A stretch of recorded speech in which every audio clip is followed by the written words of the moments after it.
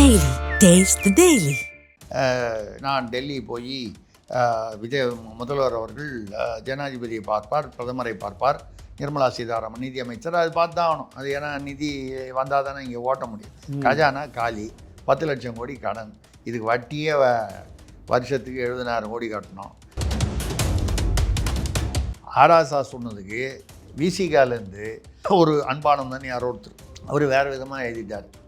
இதே மாதிரி ட்விட்டரில் அவருக்கு அவர் கவிதை, கலைஞர் வீட்டு கதவை தட்டியவர் யாரோ ஒரு அம்மையார் பேர், கலைஞர் குடும்பத்து அம்மையார் பேரை எழுதி இல்லை மாறி மாறி எல்லாரும் ரொம்ப ஆபாசமான வார்த்தைகள். அதை தான் சொல்கிறேன். நான் என்ன சொல்கிறேன், இதெல்லாம் நடக்கிறதே ஆபாசம். அதை மறுபடியும் ஒருவருக்கு ஒருவர் சொல்லிக்கிறது ஆபாசம். இந்த ஆபாசத்தை யாராவது சுட்டி காட்டுபவர்கள் அவர்களுடைய தனிப்பட்ட வாழ்க்கை எப்படின்னு பார்த்தீங்கன்னா அது இன்னும் மோசமாக தான் இருக்குது. குதிரை பேராங்கிறது இசை சுபையா கூட பேசும்போது சொல்லியிருக்காரு, குதிரையா பார்த்ததே இல்லையே, குதிரை பேரம்னா என்ன அப்படிங்கிறாரு. எல்லாரும் வெளியில் பேசுகிறாங்க. அதே மாதிரி அவர் இசை சுபையா ராஜினாமா கடிதம் கொடுத்த போது டைப் அடிச்சுட்டு வந்தார். அதனால் அதை போய் மறுத்துட்டாராம் சபாநாயகர். என்ன நாடகம்! இங்கே அவங்க ராஜினாமா பண்ணிட்டு வெளியில் வந்தவொடனே சட்டமன்ற வளாகத்திலேயே வச்சு அவங்களுக்கு தாவேகா அட்டை ரெடியாக லேமினேட் பண்ண கார்டு எப்படி வரும்? இப்போ தானே கொண்டு வந்து கொடுத்தாங்க லெட்ரு. இன்னும் அது ஏற்கப்பட்டதா இல்லையான்னு அவர் முடிவு கூட சொல்லலையே. அதுக்குள்ளே எப்படி கார்டு லேமினேட் பண்ணி ரெடி பண்ணீங்க? இதில் என்ன முக்கியமான விஷயம்னா, குதிரை பேரம் அதிகமாக இருப்பதால் உச்சநீதிமன்றத்தில் ஒரு மனு நேற்று ஃபைல் ஆயிருக்கு. ஜனாதிபதி ஆட்சி தமிழ்நாட்டில் கொண்டு வர வேண்டும் என்று. முதல் தடவை அவர் இதை எதிர்த்து பேசியிருக்கிறார் மத்திய அரசு. இதில் 2029-30 ஆரம்பிக்கிறதா இருந்த மும்மொழி கொள்கையை இப்போ 2026 ஏன் பண்ணுறீங்க, பண்ணக்கூடாதுன்னு சொல்கிறாரு. அன்பில் மகேஷ் அவர்கள் பள்ளிக்கல்வி அமைச்சராக இருக்கும்போது அவர் பையனை கேட்டால் எனக்கு ஃப்ரெஞ்சு தான் படிக்கிறேன், தமிழ் நான் படிக்கலைன்னு சொன்னான். பள்ளிக்கல்வி அமைச்சர் பையனை. அப்படி இருக்கக்கூடிய ஒரு சூழ்நிலையில் அண்ணாமலை ஏன் திடீர்னு எதிர்க்கிறாரு? 29 வந்தால் என்ன, இப்போ வந்தால் என்ன, இதில் என்னென்ன? அப்போ இவர் ஏதோ தீவிர அரசியலில் ஈடுபட போகிறார். இது கொஞ்சம் ஒதுங்கி இருந்த மாதிரி இருந்தார், அமைதியாக இருந்தார். காரணம் என்னவாக இருந்தாலும் அப்போவே நம்ம முதல்ல ஒரு தடவை தனி கட்சி ஆரம்பிக்க போகிறாருன்னு காதோட்டில் பேசணும். பக்கத்து மாநிலமான கேரளாவில் ஒரு பினராயி விஜயன் முதல்வராக 2 முறை இருந்து இப்போது தோத்துட்டார், ஆட்சியை இழந்துட்டார். அங்கே யூடிஏ காங்கிரஸ் தலைமையிலான ஆட்சி, சதீஷன் முதலமைச்சர் ஆகிட்டார். இது முடிஞ்ச உடனே அவர் பேரில் ஏற்கனவே வழக்குகள்லாம் இருக்குது. ஆமாம், ஊழல். அவங்க பொண்ணு வீட்டில் கூட ரெய்டு நடந்ததா? அதுதான் இடி ரெய்டு நேற்று நடந்திருக்கு. நேற்று முந்தானத்து அவர் வீட்டில் இடி நடந்திருக்கு. என்ன சொல்கிறாங்கன்னா, முதல்வர் ஸ்டாலின் அவர்களுடைய குடும்பத்திலும் இந்த ரெய்டு நடக்க இருக்கிறது.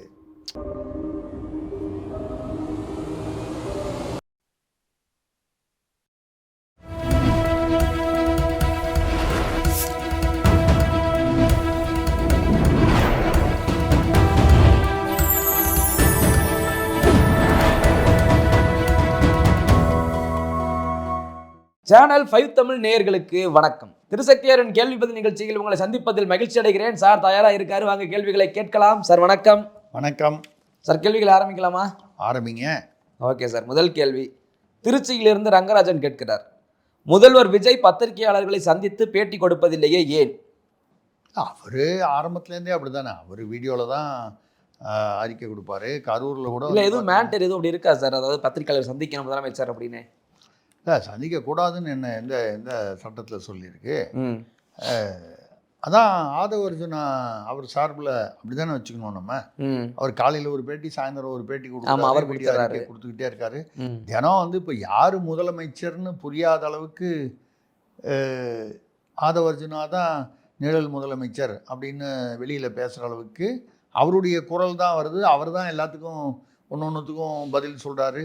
ஊழலை அங்கே ஒழிச்சிட்டேன், இங்கே ஒழிச்சிட்டேன், அங்கே எலியெல்லாம் வச்சுட்டோம், இங்கே பிரிச்சாலியெல்லாம் வச்சுட்டோன்ற மாதிரி எல்லாம் வெளியிலலாம் நல்லபடியாக விளம்பரமாக பேசுகிறாங்க. ஸோ அப்புறம் வேறு ஒன்று உள்ளுக்குள்ளே பார்த்தா நிறைய விஷயங்கள் வேறு மாதிரி நடக்குது. இது ஒரு பக்கம் இருக்க. வாட்ஸ்அப்பில் பார்த்தேன், ரொம்ப பொருத்தமாக இருந்தது. அவர் முதலமைச்சர், இவர் முதல் போட்ட அமைச்சர் ஆதவ அர்ஜுனா. அப்போ யாருக்கு மரியாதை அதிகம்? முதல் போட்ட அமைச்சர் முதலமைச்சர் பேசுகிறத விட முதல் போட்ட அமைச்சர் பேசினாதான் சரியாக இருக்கும்.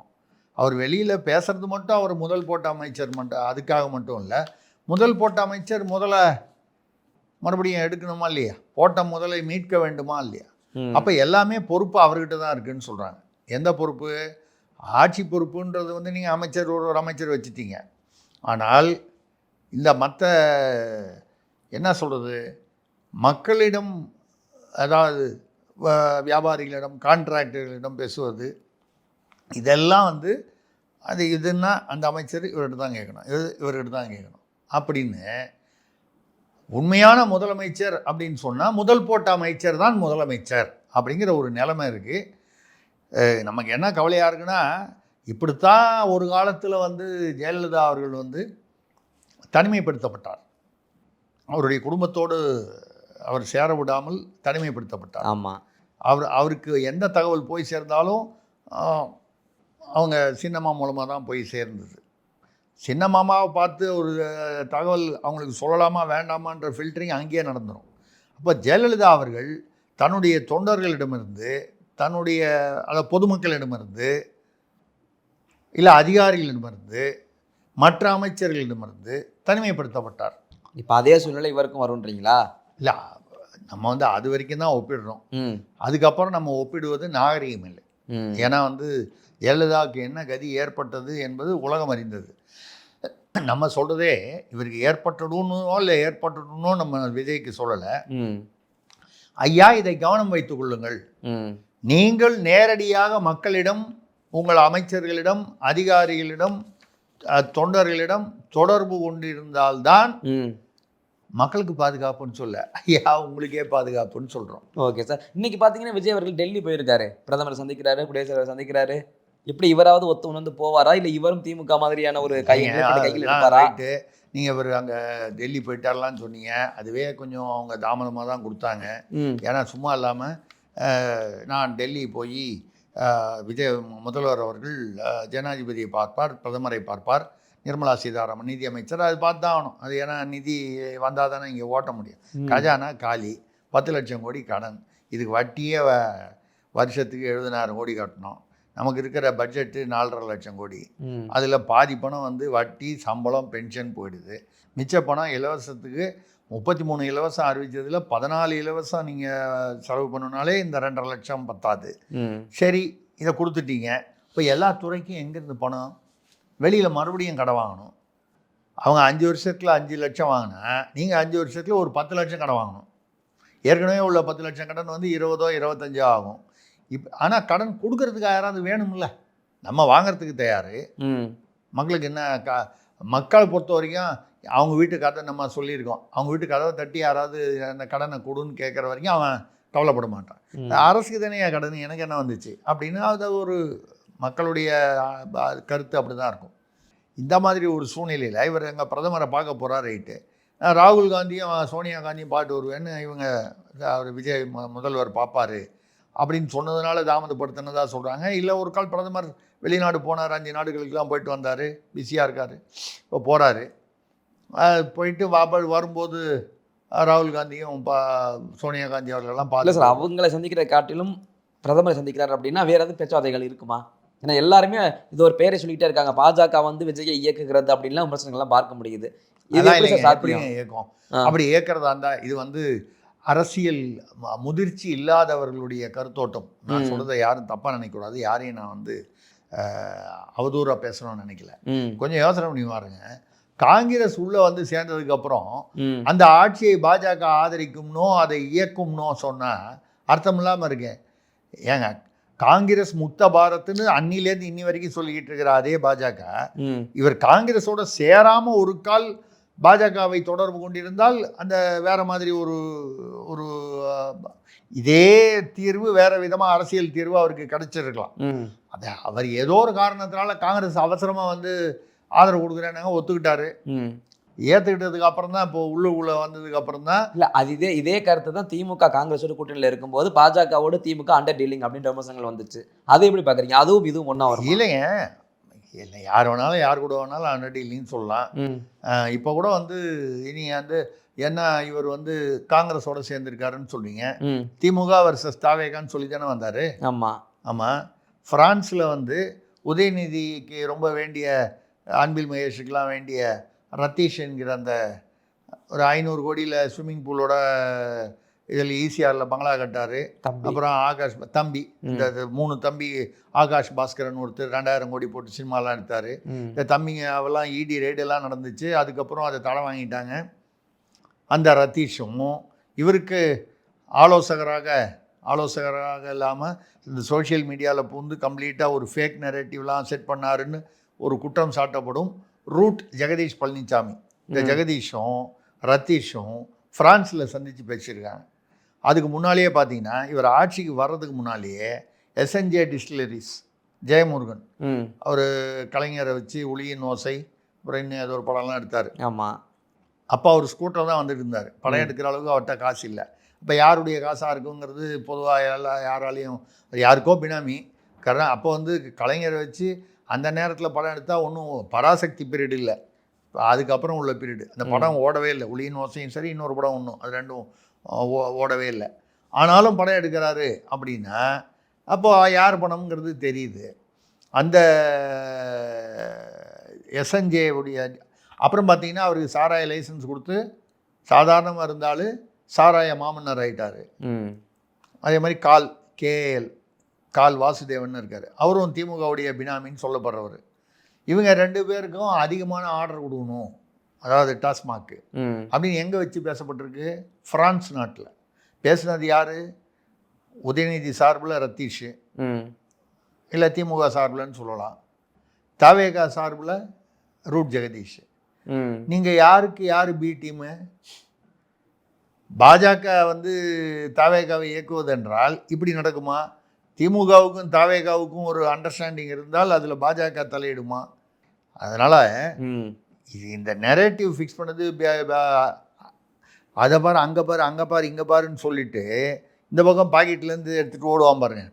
அது பாருங்க வெள்ளைக்காக்கா பறகுதுங்க அப்படி நிமிந்து பார்த்துக்குள்ளே இந்த கையிலேருந்து பையை பிடிங்கிட்டு போயிடுவான். இதுதான் அரசியல் இன்னைக்கு நடந்துக்கிட்டு இருக்கு.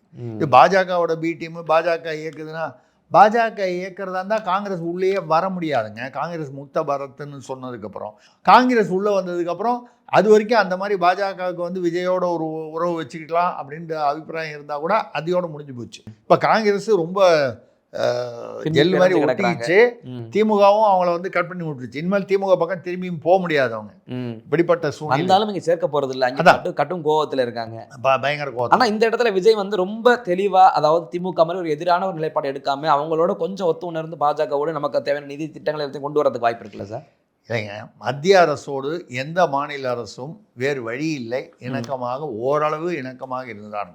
ஆனால் தான் திமுக அரசு இங்கே இருக்கும்போது மோடி கோபேக் மோடி அப்படின்னு சொல்லி கருப்பு பலூன்லாம் காமிப்பாங்க. அடுத்த தடவை வரும்போது முதல்வர் ஸ்டாலின், அப்போதைய முதல்வர் வந்து கையில் வெள்ளை கூட எடுத்துகிட்டு போனாரா இல்லையா? நம்மளே பேசியிருக்கோமா இல்லையா? ஏன் போகிறாரு? ஏன்னா ஒரேடியாக பகைச்சிக்க முடியாது. ஆனால் பகைச்சிக்கிற மாதிரி ஒரு நாடகம் ஆடணும். அந்த நாடகம் எதுக்காக? இங்கே வந்து மக்கள் வந்து பாஜக உள்ளே வந்துடும். இதுதான் நான் சொல்லுது. ஸ்டாலின் என்ன பண்ணார்? திமுக பாஜக உள்ளே வந்துடும் இப்படின்னு மிரட்டியே திமுக ஆட்சிக்கு வந்தது.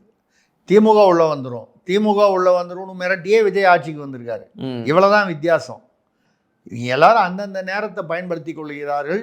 இதில் வந்து என்னை பொறுத்த வரைக்கும் இது மறுபடியும் இப்போ அதே ரத்தீஷ் ஜெகதீஷோட சேர்ந்து தான் இவங்க வந்து ஃபிக்ஸ் பண்ணுறாங்க சார கடை ஆர்டரு. திமுக ஆட்களுக்கு தான் வந்து அது முன்னுரிமை கொடுக்கப்பட்டு அவங்களுக்கு கொடுக்குறாங்க. முன்னுரிமைங்கிறது இல்லை, மொத்தம் 12 சாராய ஆலையில் 11 அவங்களுக்கு, அவங்க வகையறாது. ஆனால் அதில் என்னென்னா, அதில் வருத்தமான செய்தி என்ன சொல்கிறாங்கன்னா, அவர் உலக ரட்சகன் இருக்கார்ல, ஆமாம், ஆழ்வார், அவருடைய டிஸ்டிலரியிலேருந்து வரக்கூடிய ஆர்டரை வந்து கம்மி பண்ணிட்டாங்களாம். ஏன்னா திமுக தலைமை கோபமாக இருக்கான். பாண்டிச்சேரியில் அவர் தான் சிஎம் கேண்டிடேட்னு சொல்லி அந்த மாதிரிலாம் வந்து திமுக வந்து ஒன்றும் பெருசாக ஒன்றும் அங்கே ஒன்றும் வரலையே. பாண்டிச்சேரியில் ரங்கசாமி ஆட்சி வந்துருச்சு. திமுக வந்து பெரிய அளவில் வெற்றி பெறலை, அதாவது எதிர்பார்த்த வெற்றி பெறலை. அதுக்காக அவர் பேரில் கோபமாக இருக்காரு. அதனால் அவருடைய ஆர்டரை கம்மி பண்ணிவிட்டு யார் அவங்க கட்சியிலேயே இருக்கிற அவருடைய ஆர்டரை கம்மி பண்ணிட்டு, ஆழ்வாருடைய ஆர்டரை கம்மி பண்ணிவிட்டு, இந்த எஸ்என்ஜே கால் இவங்களுடைய ஆர்டரை அதிகப்படுத்துறது தான் அங்கே பேச்சே நடந்திருக்கு. திமுக தலைமைன்னா அட்லீஸ்ட் இப்போ மன்னவரோ சின்னவரோ யாரோ ஒருத்தருடைய ஆசி இல்லாமையா பேசியிருப்பாங்க. இதெல்லாம் வந்து நடந்திருக்கு. நமக்கு என்னன்னா, பாண்டிச்சேரியில் தோத்துட்டாருன்னு அவர் பேரில் கோபமாக இருக்கீங்க. ஐயா நீங்களே குளத்தூரில் தோத்துட்டீங்களே, யார் பேரில் கோவப்படுறது? இதுதான் நிலைமை. Okay sir. அடுத்ததாக பூண்டியிலிருந்து சாம்பமூர்த்தி கேட்கிறார், பெரம்பலூர் குன்னத்தில் ஆராசா எம்பி பேச்சினால் விளைந்த பிரச்சனையில் திமுகவினர் விசிகவினர் மோதல் வன்முறையில் முடிந்துள்ளது. ஒரு சில நாட்களில் இத்தனை கசப்பா? ஆராசா என்கிற ஆபாச ராஜா இருக்கார். அவர் வந்து என்ன ஏதோ பேசினார், பூ முடித்தவன் ஒருவன் வந்து புணர்ச்சிக்காக ஒருவன் ஒரு ஆபாசமாக. அதுக்கப்புறம் முடத்தெங்குன்னு பேசினார். ஆமாம், என் வீட்டு தென்னை எதிர் வீட்டுக்காரனுக்கு இளநீர் கொடுப்பதா? மகள் மாற்றாந்தோட்டத்து மளிகை வணக்கம் சொன்னது யார்? அண்ணா. அங்கேருந்து தானே உருவாச்சுது இந்த முடத்தெங்கு விஷயம். அப்படி தானே வந்தது. மாற்றாந்தோட்டத்து மல்லிகைன்னா அது மல்லிகையா? அவர் எந்த அர்த்தத்தில் சொன்னார்ன்றது சொன்னவங்க எல்லாருக்கும் தெரியும்.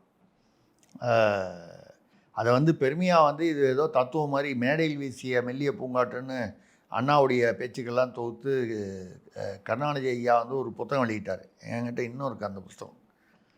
ஏன்னா நான் பள்ளிக்கூடம் படிக்கும்போதெல்லாம் அப்போ அந்த திமுக ஆட்சி நடந்ததுன்னா ஏதாவது பேச்சு போட்டியில் பரிசு கொடுத்தா அந்த மாதிரி புத்தகம் தான் கொடுப்பாங்க. இன்னும் வச்சுருக்கேன் பத்திரமா. அதில் வந்து பார்த்திங்கன்னா அதெல்லாம் வருது. மாற்றாந்தோட்டத்து மல்லிகை வணக்கம்னு அது எந்த அர்த்தத்தில் சொன்னாரோ அதை ஒரு பெரிய தத்துவமாக வந்து ஊராவட்டிலேருந்து திருடிட்டு வந்த மல்லிகை அது உங்கள் வீட்டில் மணந்ததுன்னா இது ஒரு தத்துவமா கொள்கையா? இதை அதை பெருமைப்படுறதுக்கு என்ன இருக்குது? அதுதான் அந்த முடத்தெங்கு. அதை பேசி மிகப்பெரிய விளைவாய்ப்பு. அது பெரிய விளைவு. அதில் அங்கே உள்ள அது அவருடைய சொந்த ஒரு பெரம்பலூர் யார் ஆராசாக்கு. ஆமாம், அங்கே உள்ள குன்னம் அந்த பகுதி தான் அவருக்கு. இவர் திருமாவளவன் எல்லாருமே அந்த பகுதியை சேர்ந்தவங்க தான். இவர் அங்கனூர் அவர் தான். இல்லை, இந்த பிரச்சனை ஃபஸ்ட் ஆரம்பித்தது விசிகவினர் தான். ரொம்ப பேசிட்டாங்க திமுகவினர் பற்றி, அவருடைய தலைவர் பற்றி. இல்லைங்க, அதில் வந்து ஆராசா தான் முதல்ல பேசினார். அந்த இது பேசினது கவிதைகள்லாம் போட்டார், அந்த கவிதை போட்டார். அதுக்கப்புறம் தான் ஸ்டாலின் அவர்கள் வந்து எல்லாரும் கொஞ்சம் அப்போது ஆராசாவை சொல்லாமல் எல்லாரும் கொஞ்சம் இதெல்லாம் பேசாமல் இருக்கணும் அப்படி கொஞ்சம் அவர் சொல்றதை யார் கேட்க போறான்னு எனக்கு தெரியல. முதல்வராக இருக்கும்போதே தான் கேட்கறதே இல்லை. இல்லை முதல்வராக இருக்கும்போதே கேட்கலன்றதான் நம்ம செய்தி. பொம்மை முதல்வராக இருந்தார். அவருக்கு எதிரிலேயே ஆராசாவும் சேகர்பாபுவும் அடிச்சுக்கிட்டாங்க ஒரு தடவை. அப்புறம் மாப்பிள்ளையும் பையனும் அடிச்சுக்கிட்டாங்கன்னெலாம் நம்ம வந்து பேசியிருக்கோம். அப்போ இப்போது அவர் முதல்வரும் இல்லை, தோக்கவர் தோத்துட்டார். இன்றைக்கி அவர் சொன்னால் யார் கேட்க போகிறாங்க? அது நமக்கு தெரிஞ்ச விஷயம். ஆராசா சொன்னதுக்கு விசிகாலேருந்து ஒரு அன்பானம் தான் யாரோ அந்த உள்ளூர் நிர்வாகி அவர் வேறு விதமாக எழுதிட்டார். இதே மாதிரி ட்விட்டரில் அவர் கவிதை, கலைஞர் வீட்டு கதவை தட்டியவர் யாரோ ஒரு அம்மையார் பேர், கலைஞர் குடும்பத்து அம்மையார் பேரை எழுதி ஏதோ ஒரு மொழி அவங்க பேரை போட்டு நமக்கு சொல்கிறதுக்கு வெக்கமாக இருக்குது. அதனால் அது நல்லா இல்லை. அதனால் நம்ம அவர் எழுதுனது தான். யார்? அந்த அன்பானந்தம் எழுதுனது தான். பச்சையாக சொல்லணுன்னா கருணாநிதி கலைஞர் வீட்டு கதவை தட்டியவர் கனிமொழியின் தட்டியவர்னு எழுதினார். என்னை பொறுத்த வரைக்கும் இதுவும் ஆபாசம்தான், கண்டிக்க வேண்டியது தான். அவர் எழுதினது எப்படி ஆபாசமோ இது இன்னும் மோசம். விசிக தரப்பில் அவர் அன்பானந்தாங்கிற ஒரு சாதாரண நிர்வாகின்னா கூட அப்படி எழுதுறது வந்து ரொம்ப மோசம். தனிப்பட்ட முறையில் யாரையோ தாக்குறது. ஒரு பெண்ணை அப்படி வந்து அப்படி பார்க்க போனால் எவ்வளோ. இப்போ கூட அவர் வன்னியரசு அமைச்சர் பதவி ஏற்கும் பொழுது விசிகாலேருந்து இந்த எழில் கரோலின்னு அந்தம்மா வந்து அரக்கோணத்தில் நின்று தோற்று போனாங்க. விசிகாலேருந்து தலித் எழில் மலைன்னு இருந்தார் இல்லையா, ஜெயலலிதா பொது தொகுதியில் நிற்க வச்சு ஜெயிச்சாங்க. அப்புறம் பாமக போய் மந்திரியால் ஆனார். அவருடைய மகள் அதான் எழில் கரோலின். அவங்க வன்னியரசை கட்டி பிடிச்சி எங்கள் அமைச்சர் பதவி ஏற்ற போது அந்த அமைச்சர் பதவிக்காக வந்து செக்ரட்டேரியட்டில் அவர் அந்த சீட்டில் உட்காரதுக்கு முன்னால் கட்டி பிடிச்சி முத்தம் கொடுத்துட்டாங்க. அந்த அம்மா திருமணம் கணவர் குழந்தெல்லாம் இருக்குது, அது தனி. இதை வந்து ஆராசா என்ன பண்ணார், இந்த ஃபோட்டோ எடுத்து இவருடைய வாட்ஸ்அப்லேயோ ஃபேஸ்புக்லேயோ போட்டு அமைச்சர் வன்னியரசு சட்டமன்ற செக்ரட்டேரியட் வந்து கோட்டையில் தன்னுடைய பணியை துவக்கிய பொழுது அப்படின்னு போட்டு ஒரு ஸ்மைலி ஒன்று போட்டார், எமோஜி. இதை மாதிரி நடந்துச்சுன்னு சொல்லலாம், யார் வேணாலும் சொல்லலாம். ஆராசா சொல்றாரு, அதுதான் அங்க கவனிக்க வேண்டியது. இல்ல மாறி எல்லாரும் ரொம்ப ஆபாசமான வார்த்தைகள். அதை தான் சொல்றேன். நான் என்ன சொல்றேன், இதெல்லாம் நடக்கிறதே ஆபாசம். அதை மறுபடியும் ஒருவருக்கு ஒருவர் சொல்லிக்கிறது ஆபாசம். இந்த ஆபாசத்தை வந்து யாராவது வந்து சுட்டி காட்டுபவர்கள் அவர்களுடைய தனிப்பட்ட வாழ்க்கை எப்படின்னு பார்த்தீங்கன்னா அது இன்னும் மோசமாக தான் இருக்கு. இந்த காரணத்துக்காக அரசியல் சாக்கடைன்னு சொல்றாங்களோ சார்? அதான் பெரியவர்கள் நம்ம பள்ளிக்கூடம் படிக்கும் போதெல்லாம் அரசியல் சாக்கடை பண்ணுறது காரணம் இதாக தான் இருக்கும். இப்போ பாருங்க, நமக்கு பேசுறதுக்கே நமக்கு வந்து இது வந்து ரொம்ப அரசியல் பேசுங்கன்னா எல்லாம் மாறி அவங்க இவங்க இது இதில் என்ன சார் அரசியல் இருக்கு? சண்டை வேற. நான் தமிழ் அரசியல் பத்திரிகை நடத்தும் போது என்கிட்ட கேட்பாங்க, ஏன் அந்த மந்திரி வந்து இங்கே யாரோ வச்சுட்டு இருக்காரு, இங்கே ஹோட்டலில் ஏதோ அது நடந்துச்சு, லாட்டில் நடந்துச்சு, இதெல்லாம் எழுத மாட்டேன்றீங்க. நான் சொல்லுவேன், அதனால் தமிழ்நாட்டு மக்களுக்கு என்ன பயன்? இந்த இவருடைய அமைச்சருடைய மனைவியும் அந்த பக்கம் உள்ள அந்த அம்மாவுடைய யாரோ அந்த அம்மாவுடைய புருஷனும் கவலைப்பட வேண்டிய விஷயம். அவங்களே கவலைப்படல. ரெண்டாவது, மக்களுக்கு இதனால எந்த விதமான பலனும் இல்லை, பாதிப்பும் இல்லை. தனிப்பட்ட வாழ்க்கை. இந்த ஆபாசத்தை போய் கன்றாவியை போய் எழுதுனா நம்ம பத்திரிகை என்ன ஆகிடும்? அந்த காலத்தில் இந்து நேசன், சிவப்பு நாடா, இந்த மாதிரி பத்திரிகை ஆகிடும். அப்படி சொன்னால் நான் வந்து பிடிவாதமாக எழுதாமல் இருப்பேன். நிறைய பேர் கேட்பாங்க, நீங்கள் எழுதாமல் இருக்கிறதுக்கு காரணம், அதுக்குள்ளே வந்து சில பேர் எழுதாமல் இருக்கிறதுக்கு காரணம் வேறு ஏதாவதா, அப்படின்னா காசு வாங்கிட்டு எழுதாமல் இருக்கியா? அதுனா இது கன்றாவி, இதை போய் பெருசு பண்ணுவானே. மக்களுக்கு ஏதாவது பலன் இருக்குது, ரோடு போடல, பிரிட்ஜு உடஞ்சி போச்சு, இல்லை வேறு ஏதாவது ஒரு பிரச்சனை, மக்களுடைய பிரச்சனை, அங்கே அரிசி கிடைக்கல, ரேஷன் சரியில்லை, ஏதோ ஒன்று, இதெல்லாம் மக்கள் பிரச்சனை. அவங்க எவ்வளோ அங்கேயே படுத்துக்கிட்டாங்க, லாட்ஜில் படுத்தாங்க, அங்கே உட்காந்தாங்க, இங்கே படுத்தாங்க, ஒன்றா முத்தம் கொடுத்தாங்க, இந்த கன்றாவிலாம் எதுக்கு? ஆனால் இன்றைக்கி எல்லாமே அதுதான் வந்து ஃபோக்கஸு. இப்போ நம்ம பேச வேண்டிய அளவுக்கு நம்ம தவிர்க்கணும்னு தான் நான் பார்த்தேன். பட்டு இதுதான் நடக்குதுங்கும் போது இதை வந்து இது நடக்கிறதுனால இவங்க ஏன் சார் இந்த அளவுக்கு அடிச்சுக்கிறது எவ்வளோ மோசமாக போயிடுச்சுன்னா, இப்போ விசிகா என்ன சொல்லுது, நாங்கள் திமுக எங்கேயுமே கொடியேற்ற விட மாட்டோம். நிலைமை எப்படி மாறிடுச்சு பாருங்க. இந்த அதிகாரம்ங்கிறது வந்து எல்லாத்தையும் தலைகீழாக மாற்றக்கூடிய ஒரு சக்தி. அது ஒரு போதை தான். உங்களுக்கு நல்ல ஞாபகம் இருக்கும், இந்த தேர்தல் வரைக்குமே மற்ற ஜாதியர்கள் இருக்கிற இடத்துல விசிகா கூட்டணியிலேயே இருந்தால் கூட இவங்களை கூட்டு போக மாட்டாங்க. விசிகா தொண்டர்களை வந்து நீங்கள் அந்த இலையிலேயே நில்லுங்க, இது வன்னியர் இடம், இது முக்குளத்தோர் இடம், இது கவுண்டர்கள் இடம், நீங்கள் உள்ளே வந்தீங்கன்னா அது வேறு விதமாக ஆகிடும், இல்லை இவங்களே நிறுத்திடுவாங்க. விசிகா கொடி வந்து கூட்டணி கட்சிகள் வரிசையாக கொடி இருக்கும், விசிகா கொடி அங்கே ஏற்றி நிறைய இடத்துல தகராறாயிருக்கு. திருமாவளவனே தலையிடும் முறை வந்து அந்தளவுக்கு ஆயிருக்கு திமுக கூட்டணியில் இருந்தபோது. இப்போ என்ன விசிகா என்ன சொல்கிறாங்க, இப்போ அதிகாரத்தில் இருக்காங்க, ஆட்சியில் சேர்ந்துட்டாங்க. ஆமாம், இந்த ஆட்சியை கவிழ விட மாட்டேன்னு திருமாவளவன் சொல்லிட்டார். அப்படின்னா அவ்வளோ கெட்டியாக ஒட்டிக்கிட்டார்.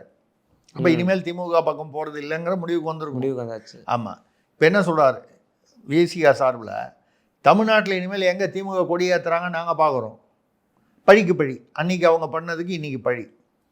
இப்படி அரசியல் போனால் நம்ம வந்து அவங்க பண்ணது ரைட்டுன்னு சொல்லலை, இவங்க பண்ணது அது தனித்தனியாக பேசலை, நம்ம ரெண்டுமே தவறு தான். ஆனால் இதில் தான் அரசியல் ஒன்று எல்லாம் முத்தக்காட்சி, இந்த மாதிரி அசிங்கங்கள், ஆபாசங்கள் இதை பற்றி வருது, இல்லை இப்படி வருது, இந்த பழிக்கு பழி. அது எப்படி சார்? நேற்று வரைக்கும் அண்ணன் தம்பியா ஒன்று முன்னா ஒரே கட்சியில் இருந்தவங்க, அப்போ எல்லாமே குடும்பத்தை நீங்க எவ்வளோ பேசுற, அவங்க குடும்பத்தை அவங்க எவ்வளோ பேசுற, இறங்கி ரோட்டில் சண்டை போட்டுக்கிறாங்க தொண்டை ரெண்டு பேரும். இல்லையா? ஆமாம், கலவரங்க.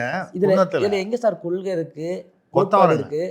நீங்கள் வேறு கொடியாவது கொத்தவரங்க கூட இருக்கும் போலயே, கொள்கை இருக்காது போல. கொத்தவரங்காவது வீட்டுக்காவது பயன்படும். அதை பாருங்க, 10 நாளுக்குள்ள 15 நாளுக்குள்ள எப்படி கம்ப்ளீட்டாக நிலைமை மாறுது. அதுக்குள்ளே இவ்வளோ கசப்பான அப்படின்னா என்ன அர்த்தம்?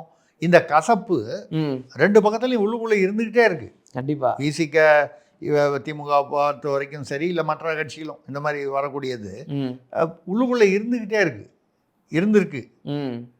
அதை வெளிப்படுத்த முடியல, ஏன்னா அந்த பக்கம் அதிகார பலம், அதுக்கு பயந்துக்கிட்டு அமைதியாக இருந்திருக்காங்க. இன்றைக்கி அதிகாரத்துக்கு வந்தவொடனே தைரியமாக பண்ணுறாங்க. ஆக இந்த கசப்பு என்பது உள்ளுக்குள் வைத்துக்கொண்டு, அப்போ அந்த அரசியல் என்பதே நாடகம், கரெக்டு, செயற்கையானது அப்படின்னு அதுதான் நம்ம சொல்லிக்கிட்டு இருக்கோம். ஒன்னே ஒன்று மட்டும் தோணும் சார், அது இந்த மாதிரி விசிகா இங்கே அமைஞ்சது, இந்த பக்கம் திமுக எதிர்ப்பு, திமுக விசிகா சண்டையில் பார்க்க ஒன்னே ஒன்று தோணுச்சு, மிக விரைவில் தமிழ்நாட்டில் மிகப்பெரிய சமுதாய ரீதிகள், சாதி ரீதியிலான ஒரு பிரச்சனை வருமோ அப்படின்னு எனக்கு தோணுது சார். அது வாய்ப்பு இருக்கா? ஏன்னா திமுக விசிகாவே எப்படின்னா, நீங்கள் சிம்பிளாக யோசிங்க, தமிழ்நாட்டு சாதி ரீதியா அரசியலே சாதி ரீதியா தான். அரசியலே சாதி தானே. அப்ப இது நோக்கி தானே இது போகுது. இது இல்லைங்க. இப்போ விசிகா வந்து ஒரு அப்பில் இருக்குன்னு வச்சுங்க, ஒரு அதிகாரத்துக்கு வந்துட்டாங்க. இப்போ தைரியமா திமுக தொண்டர்களை வந்து துரத்தி சண்டை போடுற அளவுக்கு, இதில் யார் அடித்தாங்க, இவங்க பக்கம் 2 பேர் கல்ல அடிபட்டு ஆஸ்பத்திரியில் இருக்காங்க, அவங்க பக்கம் 2 பேர் இருக்காங்க, அதெல்லாம் விட்டுருவோம்.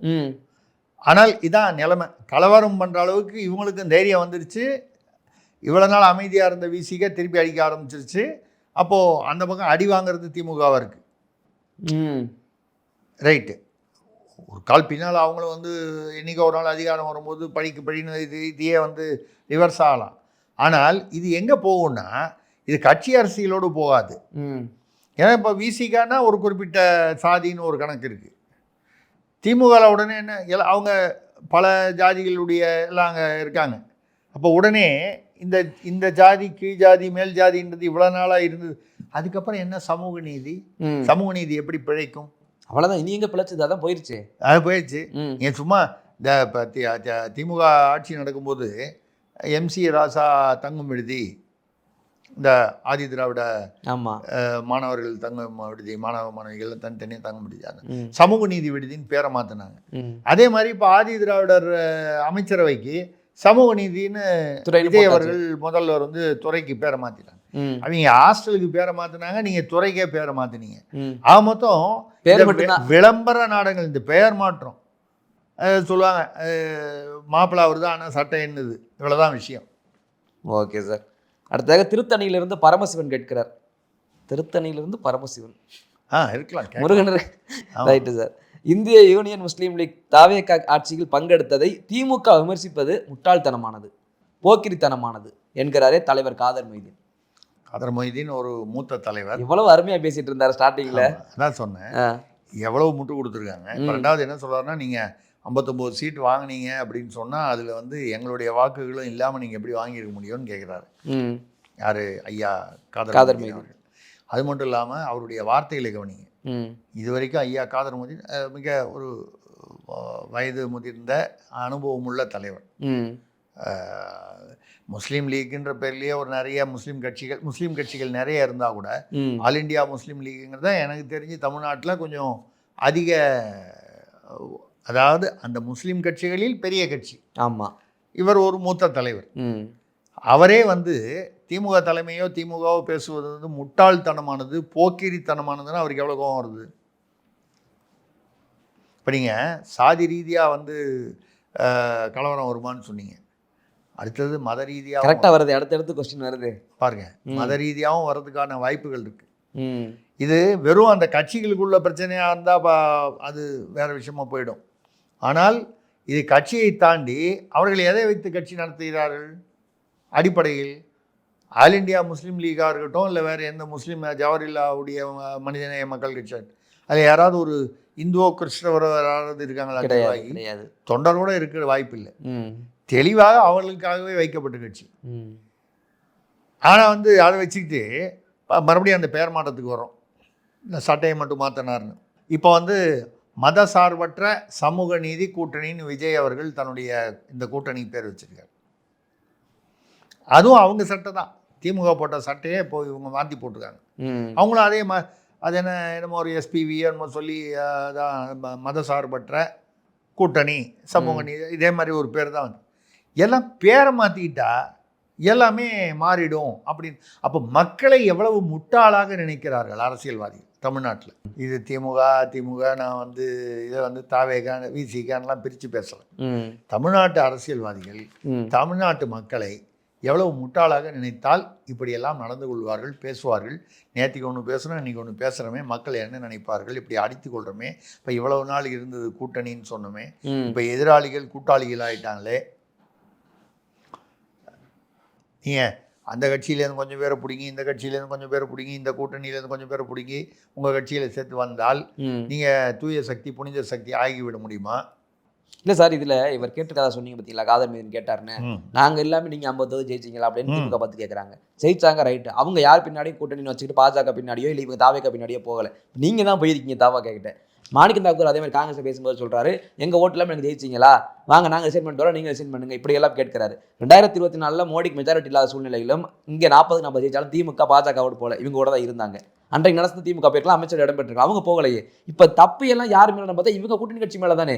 எல்லாமே நாங்கள் ஆதரவு தரேன்னு சொல்லிட்டு போய் எல்லாரும் அமைச்சர் இடம் பிடிச்சா அவங்க கேள்வி கேட்கறது சரிதானே சார் திமுக சைட்ல இருந்து? இல்லைங்க, இது சரியில்லைன்னு சொல்லும்போது அதை விட அன்னைக்கு அவங்க அதிகாரத்தில் பங்குன்னு சொல்லி பேசுனாங்க. ஆனால் அதை கொடுக்காமையே எப்படியோ திமுக கலைஞர் 2006-11 மைனாரிட்டி ஆட்சி இருந்தால் கூட 96 சீட் இருந்தால் கூட கூட்டணி யாருக்கும் அதிகாரத்தில் பங்கு கொடுக்கல. அது மாதிரி அவங்களும் தொடர்ந்து பங்கு கொடுக்காமையே போயிட்டாங்க. இதையே தான் அதிமுகவும் நாங்கள் அதிகாரத்தில் பங்குன்னு அந்த பக்கம் பாஜகலேருந்து அமித்ஷா சொல்லுவார், என்டிஏ தலைமையிலான கூட்டணி ஆட்சி நடைபெறும்னு.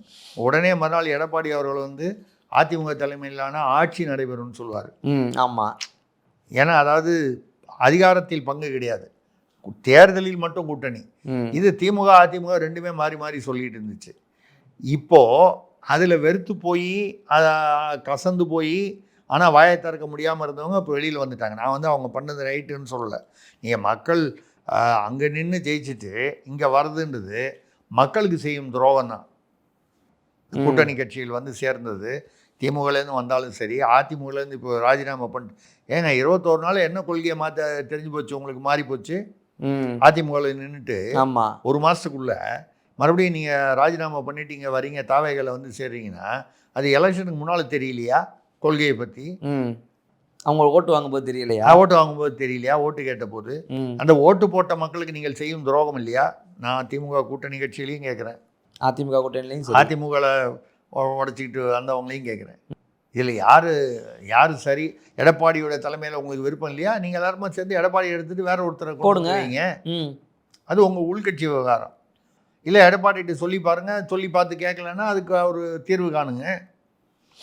நீங்கள் அதுக்காக இந்த பக்கம்னா இல்லை. இதில் நீங்கள் யாரை குறை சொல்வது? யாருக்கும் வெட்கம் இல்லை தமிழ்நாட்டில். ஜோ அவர்கள் இருக்கும்போது யாருக்கும் வெட்கம் இல்லைன்னு நாடகமே போட்டார், படமாக கூட வந்துச்சு. அது எவ்வளோ உண்மைன்னு இப்போ தான் தெரியுது. என்னன்னு பாருங்கள், திமுக விஜய் ஆட்சிக்கு வரக்கூடாதுன்னு சொல்லி எடப்பாடி அவர்களை முதல்வராகுவதாகவும் அதை உதயநிதி முன்னின்று அதை பேசி அதை வேலுமணி சி வி சண்முகலாம் எதிர்த்தார்கள் என்பது மட்டும் இல்லாமல், சரி அது வேண்டான்னு சொன்னால் திருமாவளவனை பொது வேட்பாளராக முதல்வராக்குவதுன்னு சொல்லி பேசுனதா திருமாவளவன் ஆமாம் பேசுனாங்க, எனக்கு நண்பர்கள் சொன்னாங்க, நான் கேள்விப்பட்டேன் அப்படின்னு உறுதிப்படுத்துகிறார். அப்படின்னா நம்ம என்ன கேள்வி கேட்குறோன்னா, அப்போ இவ்வளோ நாள் திமுக அதிமுக இரு துருவன்னு இருந்ததெல்லாம் பொய்யா? ஏதோ புதிய பறவை படத்தில் கடைசி அந்த கிளைமேக்ஸில் லதா அத்தனையும் பொய்யா அப்படின்னு சிவாஜி கணேசன் உருக்கமாக கேட்பார். அந்த மாதிரி நம்மளை புதிய பறவை ஸ்டேஜில் கொண்டு போய் விட்டுட்டாங்களே, அத்தனையும் பொய்யா திமுக அதிமுக. சரி, இப்போ தாவேகா வர்சஸ் திமுகன்னு சொல்லி இவங்க ஆட்சிக்கு வந்தாங்க. என்னென்னு பார்த்தா ஃப்ரான்ஸில் உட்காந்து சாராய கான்ட்ராக்ட் யாருக்குன்னு தாவேகா பிரதிநிதியும் திமுக பிரதிநிதியும் பேசுகிறாங்க. யாருக்கும் மிட்கும் இல்லை. அவ்வளோதான். இதை தவிர வேறு என்ன சொல்ல முடியும்? இதுக்கு மேலே நம்ம அந்த அரசியலை பேசுறதுல அர்த்தம் இல்லை. Okay sir. அடுத்ததாக தாம்பரத்திலிருந்து மைக்கேல் ராஜ் கேட்கிறார், கனியம்பாடி வேலூரில் செங்கல் சூளை உரிமையாளர்களிடம் உள்ளூர் தாவேகா நிர்வாகிகள் மாமூல் கேட்க அவர்கள் சாலை மறியலில் ஈடுபட்டுள்ளார்களே, இதுதான் மாற்றமா? அம்மா, நீங்கள் தானே மாற்றம் வேணும்னு சொல்லி இளைஞர் சக்தி வெளியில் வருது. நீங்கள் இப்போ அங்கே உள்ள ஒரு அந்த கனியம்பாடி வேலூர் பகுதியில் இந்த இது செங்கல் சூளை அதிகம். இப்போ நம்ம ஊரில் அம்ஜிக்கரையில் மெட்ராஸில் பார்த்தீங்கன்னா, சென்னையில் அம்ஜிக்கரை பகுதியிலலாம் நிறைய அந்த பகுதியில் செங்கல் சூளை, ஒரு சில இடங்கள் செங்கல் சூளைகளுக்கான அந்த சூழ்நிலைகள் சரியாக இருக்கும். அந்த உள்ளூர் தாவேகா நிர்வாகிகள் இத்தனையும் இப்போ தான் அரசியலுக்கு வந்திருப்பாங்க. இதுக்கு முன்னால் அவங்க ஒரு கால் திமுக அதிமுக வந்திருக்கலாம். அப்படி இல்லைனாலும் நிறைய இளைஞர்கள் தாவேகால் அப்படியே அந்த ரசிகர்களாக இருந்து தொண்டர்களாக மாதிரி வந்தவங்க. ஒரு சூளைக்கு ஒரு மாதத்துக்கு ₹1,00,000 கேட்குறாங்களாம். ஒரு சூளைக்கு வருமானமே உனக்கு என்ன வரும் தெரியாது. கேட்டால் நான் எங்களுடைய ஆட்சி இல்லைன்னா நடத்த விட மாட்டோம் இப்படின்னு சொன்னோன்னா இந்த உரிமையாளர்கள்லாம் சேர்ந்து போலீஸில் போய் கம்ப்ளைண்ட் கொடுத்தா, ஏன் அவங்க ஆட்சி போலீஸில் கம்ப்ளைண்ட் கொடுத்தா வழக்கம் போல் ஒன்றும் சரியாக நடக்கலை. அது போலீஸ் ஆக்ஷன் எடுக்கலைன்றதுக்காக சாலை மறியல் நடத்திருக்காங்க. இப்போ உடனே அது கொஞ்சம் வைரலான ஒன்று. அதில் 3 நிர்வாகி, ஒரு நிர்வாகியை கட்சியின் அடிப்படை உரிமையிலேருந்து நீக்கிறேன்னு தாவேகா தலைமை. இது அதே தானே திமுக அதிமுக இருக்கும்போது என்ன நடந்துச்சோ அதே தானே இப்போவும் நடக்குது. எல்லாம் வெளியில் வந்துருச்சு, இதுக்கப்புறம் ஒன்றும் பண்ண முடியாதுன்னா சும்மா சம்மந்தப்பட்டவர் மேலே ஒரு அவரை வந்து பதவி நீக்கம் பண்ணுவாங்க.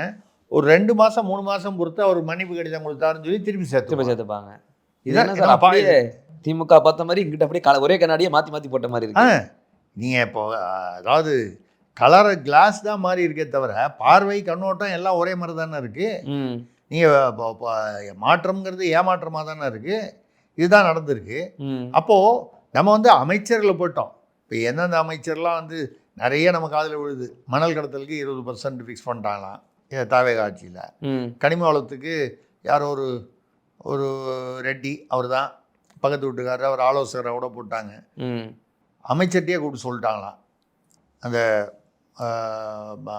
சுரங்கத்துறை அமைச்சர் டி.கே. பிரபு, இளைஞர் எல்லாம் ரைட்டு, எதுவாக இருந்தாலும் ரெட்டிகார்கிட்ட கேட்டுட்டு தான் முடிவு பண்ணும்.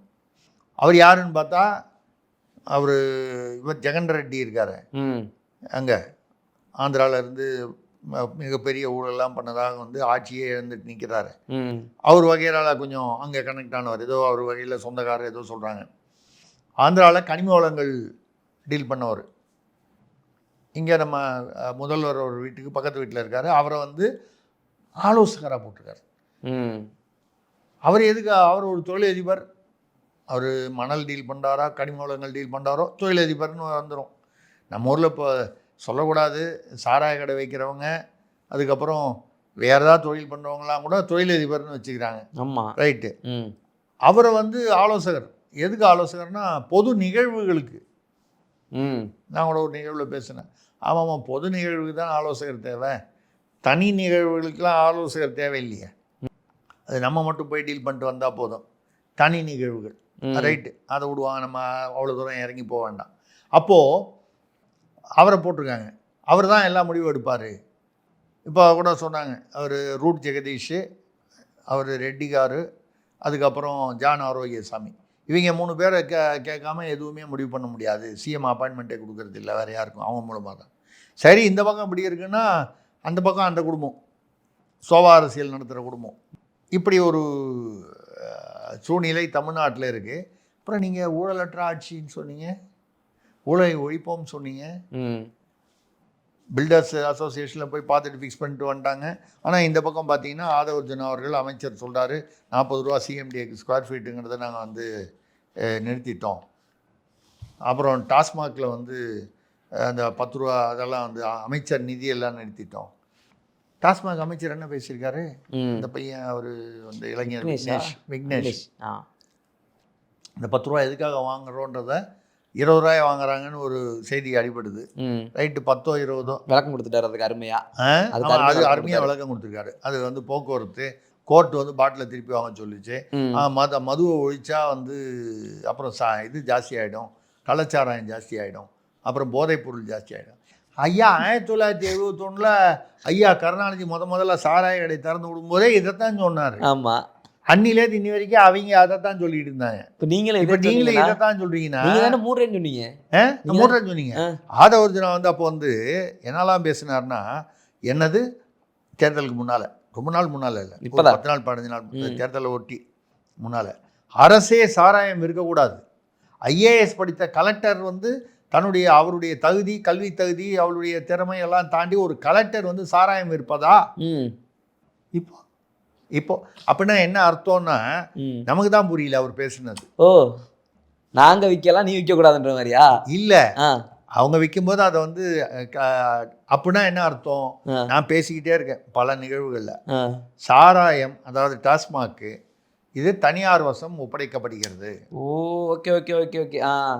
அதனால கவர்மெண்ட் ஆஃபீஸர் அன்னைக்கு நம்ம பேசும்போது என்ன நினைச்சோம், அது வேற விதமா நம்ம நினைச்சோம். டாஸ்மாக் வந்து அரசு அதிகாரி வந்து ஐஏஎஸ் படிச்சுட்டு சாராயம் விற்கிறது ரொம்ப அகௌரவமான செயல், கண்ணியம் இல்லாத செயல், எப்படி சொல்கிறாங்க பாருங்க. அப்படியே மயிர்கூச்சேரியுது அப்படி நினச்சோம். ஆனால் அதுக்கு பின்னால் ஒரு அஜெண்டா இருந்திருக்கு.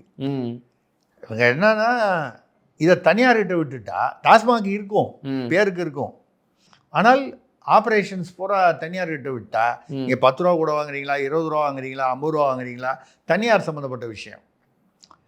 அவங்க வியாபாரங்க. அவன் டெண்டர் போட்டு அவனுக்கு டெண்டர்னு ஒன்று போட்டுருவாங்க. இவங்க வந்ததுக்கப்புறம் காலையில் போட்டு சாயந்தரம் 6 மணி நேரத்தில் டெண்டர் ஒன்று நடந்து அப்புறம் கடைசி நிமிஷத்தில் அது வெளியில் வைரலாகி அது கேன்சல் பண்ணாங்க. ஸோ இப்போ நடக்க போகுது. அப்படி நடக்கக்கூடிய ஒரு சூழ்நிலையில் என்ன ஆகும்? டாஸ்மாகை பொறுத்த வரைக்கும் முன்னால் 50,000 வந்துச்சுங்க, 50,000 கோடி திமுக ஆட்சியில். இப்போ பாருங்கள், நாங்கள் 65,000 கோடிக்கு 75,000 கோடிக்கு நாங்கள் டெண்டர் விட்டோம். அரசுக்கு 25,000 கூட வருதா இல்லையா? இதுக்கப்புறம் நமக்கு ஒன்றும் சம்மந்தம் இல்லை. அவன் 10 ரூபா வாங்குறான், அது 20 ரூபா வாங்குறான், 50 ரூபா வாங்குறான், மேலே விலையை ஏற்றுறான். டெண்டரில் நீங்கள் வாங்குங்க, சூளைமேட்டில் இவங்க வாங்கட்டான், இங்கிட்டு 10 ரூபா அவங்க வாங்கட்டான், நீங்கள் தனியாக இருக்குன்ட்டு பண்ணுங்க. என்ன வித்தியாசம்? என்னமோ பண்ணுங்க. இல்லை ரெண்டாவது அவங்க பண்ணதுக்கு நீங்கள் ஒரு புதுசாக வேற ஒரு ஸ்டிக்கர் ஒட்டுறீங்களே தவிர, இந்த ஸ்டிக்கரை தவிர அந்த பண்டம் வந்து அழுகிய பண்டம் தான். ஸ்டிக்கர் தான் புதுசு. Okay sir. அடுத்ததாக விருகம்பாக்கத்தில் இருந்து ராஜசேகர் கேட்கிறார், சூலூர், விழுப்புரம், தூத்துக்குடி என்று பெண்கள் சிறுமிகளுக்கு எதிரான குற்றங்கள் தொடர்கின்றனவே, இது தாவேக ஆட்சியின் மீதான மக்களின் நம்பிக்கையை பாதிக்கும் தானே? அதாவது ஆட்சி அமைஞ்ச முதல் நாள்லேருந்தே வந்து குற்றமெல்லாம் குறைஞ்சிரும் அப்படின்னு நம்ம எதிர்பார்க்கறது நியாயம் இல்லை. காலங்கள் கொடுக்கலாம், ஒரு கொஞ்சம் அவகாசம் கொடுக்கணும். ஆனால் என்ன விஷயம்னா, போதைப் பொருள்லாம் அதிகமாக இருக்கிறதுனால தான் போன ஆட்சியில் வந்து குற்றங்கள் அதிகமாக இருந்ததுன்றது தெரிஞ்சுது.